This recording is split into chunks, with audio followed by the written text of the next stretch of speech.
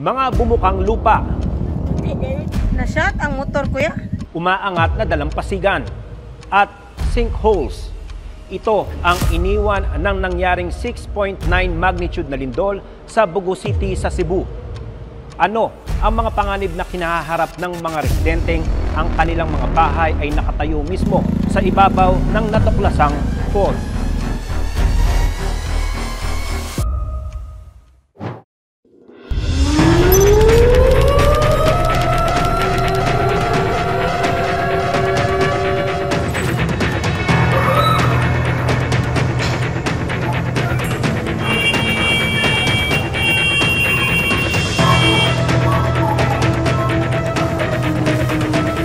Gabi noong September 30, 2025, umalingaw-ngaw ang sigawan.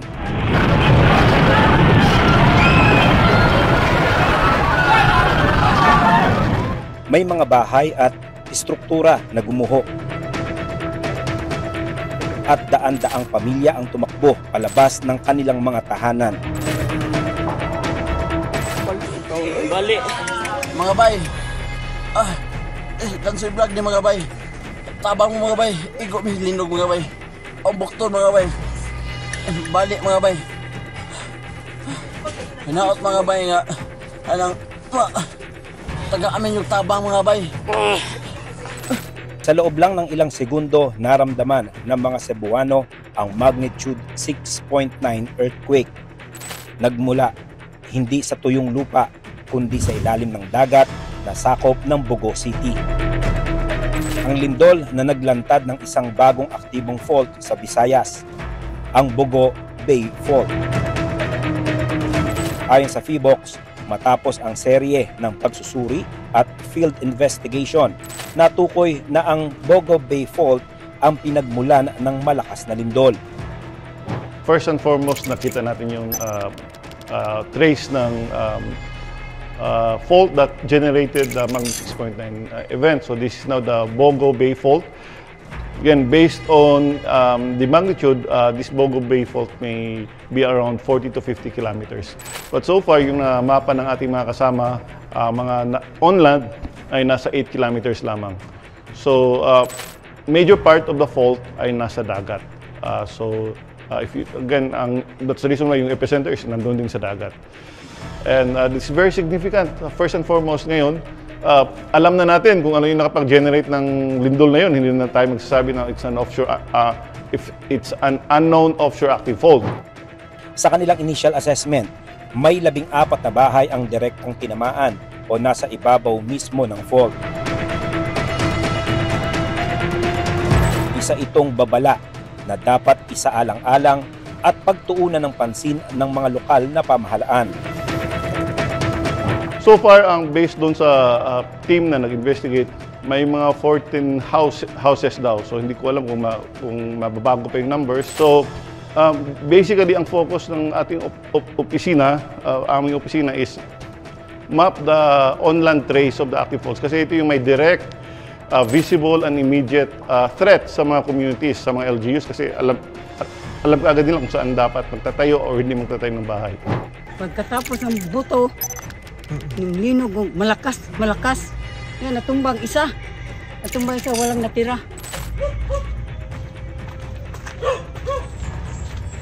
Ito ang bahay namin. Itong malaki, hindi ko, dyan dumaan din. Sabi sa amin, wala kayong titira dito, kay mulinog ko nung balik. Kung saan ko nadadaan ng linog doon, yun, balik doon. Diyan dumaan ang linog ko, kanang may mangga ng tumbak. Malalim? Ayan ang malalim? O, yan ang dinaanan sa linog. Maging ang baybayin ng Cebu ay nagbago. Ayon sa PHIVOLCS, sa barangay Nailon, sa Bogo City, ang lupa ay umangat ng halos 1 metro at ang dalampasigan ay lumawak ng 70 metro matapos ang lindol. We've observed the same thing during the 2013 Bohol earthquake. Nagkaroon din ng uplift. And yung Maribohok gained beachfront, so nadagdagan yung kanilang dalampasigan. Same thing with what happened in Bogo, in Barangay Nailon. Nag-extend yung dalampasigan ng around 70 meters. Ayon sa PHIVOLCS, ang Bogo Bay Fault ay gumalaw ng pahalang, ngunit sa ilang bahagi, ito ay bahagyang umangat. May yung team na bumisita sa Bogo City, na-notice nila na yung coastal area sa may Nailon Bay, barangay Nailon sa may Bogo Bay ay umangat. So nagkakaroon ng uplift.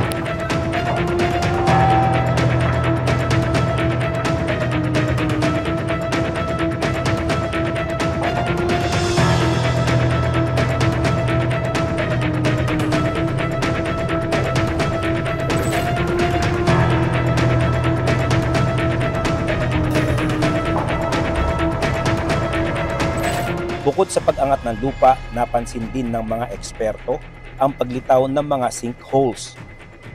Ayon sa PHIVOLCS, normal ito sa mga lugar na may limestone tulad ng Cebu. Yung sinkholes kasi natin, again, characteristics ng isang limestone area. So sa ilalim yan, may mga subterranean passageways, may mga caves, caverns, yung mga kuweba natin, karamihan din mga limestone. Ngayon, hindi yan nakikita natin before the earthquake kasi covered by may soil cover. So during strong shaking, bumagsak yung soil cover, ngayon exposed na siya. So yun yung mga sinkholes natin na-expose na. But nandyan na yan at the start, just that cover lang siya, may may soil cover, and then yung iba, tinubuan na ng mga damo, but during the strong shaking, bumagsak yung cover, exposing these sinkholes. Ibig sabihin, ang mga butas na lumitaw ay matagal nang nariyan, ngunit ngayon lang na-expose dahil sa lakas ng lindol. Sa Bogo City, may mga bahay na gumuho, ngunit marami rin ang nanatiling matibay. Ang pagkakaiba, sino ang sumunod sa building standards at sino ang hindi.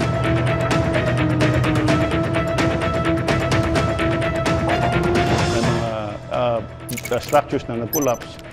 Marami din namang remain standing. So yung nanatiling nakatayo, ibig sabihin they are earthquake resilient. They follow the minimum engineering standards. Kasi yung bahay mo, if you follow the building code, it should be able to withstand an intensity 8 event.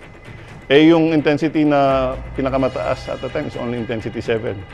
So ibig sabihin, hindi masyadong pulido ang paggagawa. So yun yung kailangan nating i-emphasize na don't cut corners. We have to follow the minimum engineering standards. We have to follow the building code to make sure na kapag may malakas na paglindol, our houses would be able to withstand an intensity 8 shaking.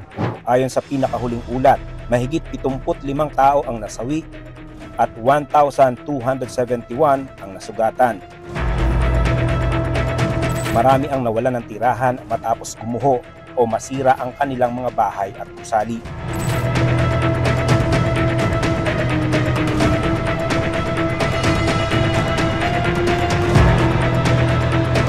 Ilang simbahan, paaralan at ospital ang napinsala.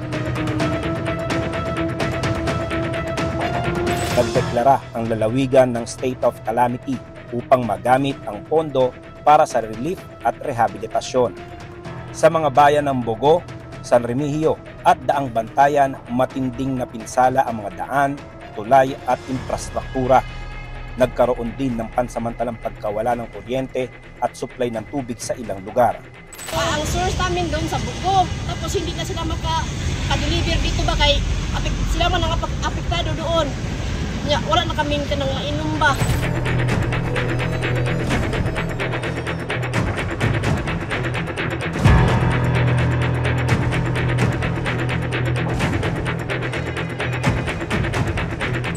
Ang mga lindol na ito ay paalala na ang Pilipinas ay bahagi ng Pacific Ring of Fire, isang bansa kung saan madalas ang pagputok ng bulkan at lindol.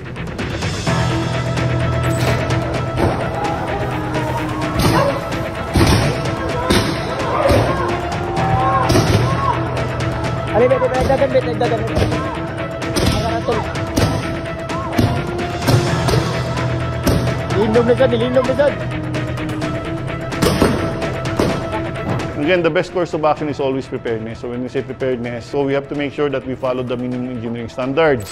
Kasi kahit mag-earthquake drill pa tayo and we've mastered the duct cover and hold, Kung yung bahay naman natin babagsak, eh hindi pa rin siya effective. Kasi yung earthquake drill, yung duct cover and hole would assume that you've followed the minimum engineering standards, hindi ka babagsakan.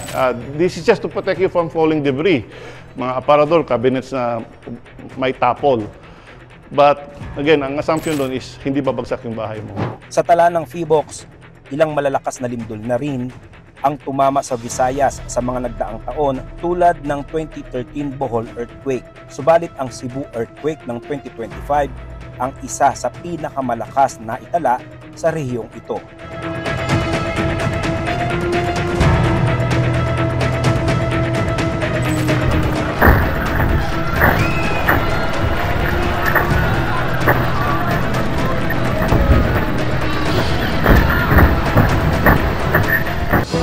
Ang aksidente po ay walang pinipiling panahon at lugar. Kaya naman, narito ang mga tuloy-tuloy na pagtulong ng UNTV News and Rescue sa iba't ibang panig ng ating bansa.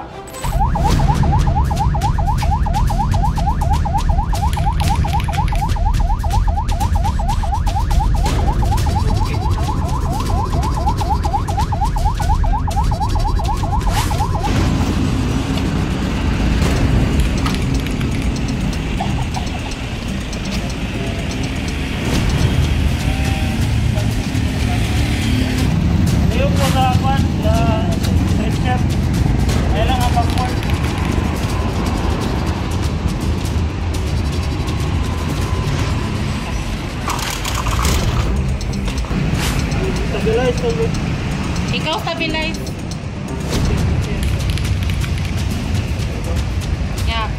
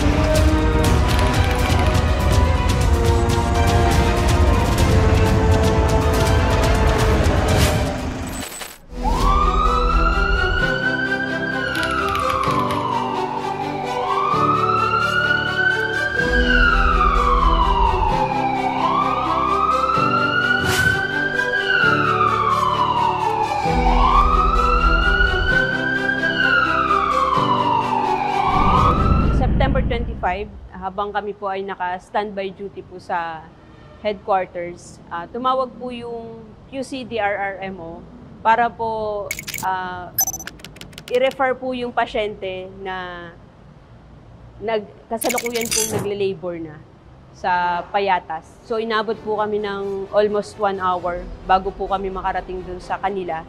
And isang challenge din po dun yung traffic and yung kalsada dahil masikip po yung kalsada nila at medyo malalalim po yung lubak. Naabutan po namin yung pasyente na nakatayo habang nagle-labor po siya.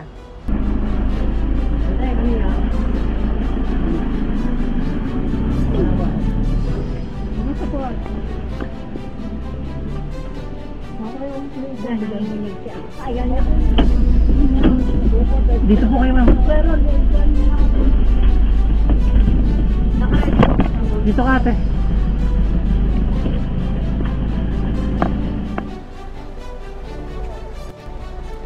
Sige, ate.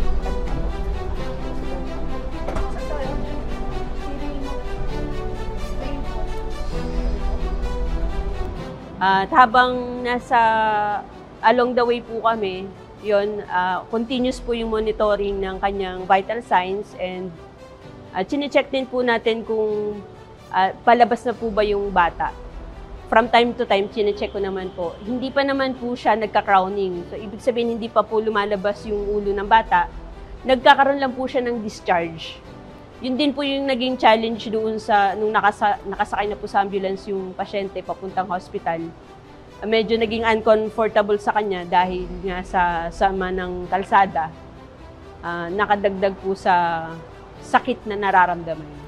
Medyo may kalayuan din po kasi ang hospital from doon po sa bahay nila. Inabot din kami ng almost 30 minutes dahil na rin po doon sa hirap ng kalsada, sa sikip ng daan.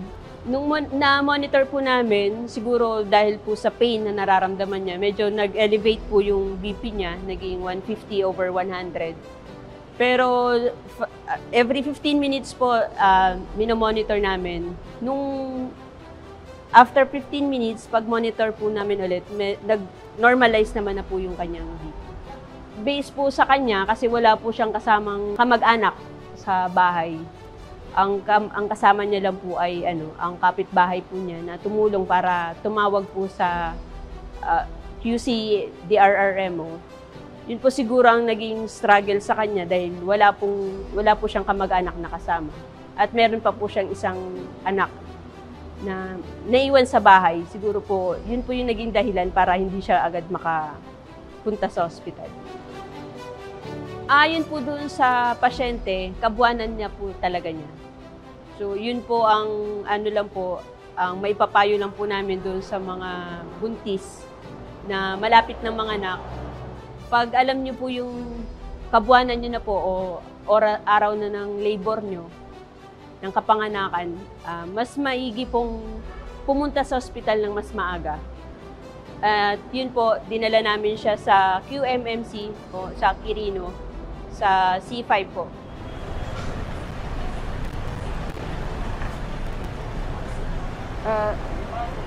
Sir, may patient kami. Sige po.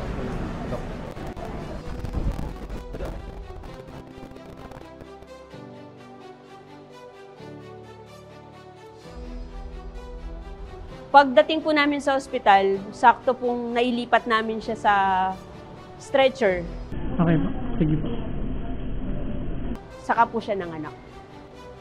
Karaniwan po sa mga parents ngayon, sa mga nanay na nanganganak, pumupunta na sila sa ospital ng mas maaga para doon na po mag-labor. Lalo na po yung, alam nila yung kung kailan po yung kabuanan nila.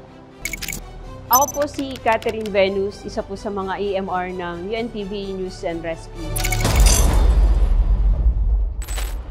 Sana po ay may natutunan kayo sa episode ngayon ng Lifesaver. Magsilbi itong babala upang magising ang ating kamalayan na tayo ay mas maghanda, lalo na sa panahon ngayon na meron tayong pinangangambahang 7.2 magnitude na lindol dito sa Metro Manila. Sana po ay nakuha natin ang iba't ibang information mula sa mga otoridad na nagbabantay at nagbibigay ng babala sa ating lahat upang tayo ay maging ligtas sa panahon ng mga sakuna. Hanggang sa susunod na linggo, samahan ninyo kami uling matuto ng iba't ibang first aid at iba't ibang paghahanda sa mga kalamidad. Dito lang sa Lifesaver. Magandang umaga po. Ako si Benedict Galas.